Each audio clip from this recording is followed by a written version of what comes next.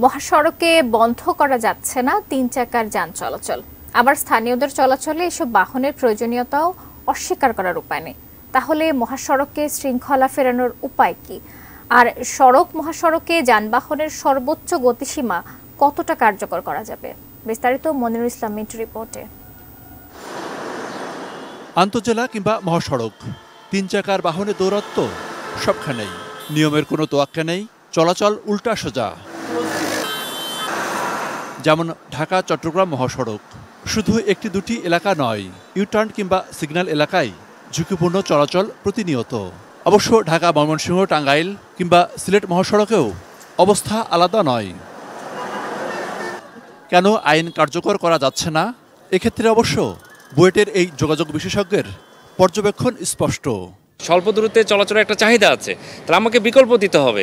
বিকল্পের ক্ষেত্রে আমি মনে করি আমাদের বিআরটিসি বাস বা অন্যান্য সরকারি পরিবহন যারা আছে স্বল্প দূরত্বে একটা সার্ভিস কিন্তু তারা দিতে পারে, এবং পর্যায়ক্রমে আসলে আমাদেরকে একটা বহুমাত্রিক লেন বা মাল্টিপল লেনে আসলে রূপান্তরিত করতে হবে এবং সার্ভিস লেন আলাদা করে দিতে হবে, যাতে করে এই যে ধীর গতির ব্যাটারি চালিত অটোরিকশা বা অটো সিএনজি যেগুলো আছে তারা যেন আলাদা লেনে চলে।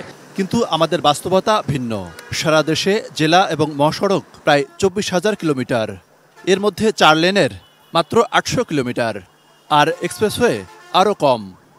তারা সুন্দর গাড়ি চালাইবে, তাদের আপনার লাইসেন্সের কোনো ঠিক নাই, তাদের কোনো প্রশিক্ষণের ঠিক নাই, সুতরাং তারা আপনাকে মানবে না। এই জন্য গ্রেড সেপারেশনের মাধ্যমে আপনি হাইওয়েতে এটা রাখতে পারেন, বাট দেয়ার ইভেন মোটরসাইকেলকেও আপনি গ্রেড সেপারেশনের সেই ইয়াতে লেনে দিয়ে দেবেন। শহর এবং মহাসড়কে বিআরটিএর যে গতিসীমা নির্ধারণ করা হয়েছে তা বাস্তবায়ন সম্ভব হবে না বলেও মনে করছেন তারা। 50 একজনের স্পিড দিয়েছে, আরেকজনের 80 দিয়েছে, আরেকজনের আপনার 100 দিয়েছে। এইটা বোধহয় কোনো প্রয়োজন ছিল না।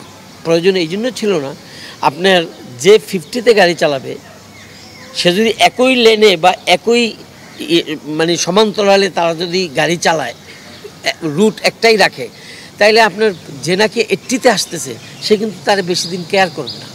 যারা আসলে এই যে আমাদের গতিসীমাগুলো নির্ধারণ করেছে, হয়তো বা বাইরের কিছু তারা উদাহরণ দেখেছে, কিন্তু এটা আমাদের ইকোসিস্টেমের জন্য যে এখনও প্রযোজ্য না বা এটা বাস্তবায়ন করা সম্ভব না, সেই পর্যন্ত কিন্তু তারা চিন্তা করতে পারেনি।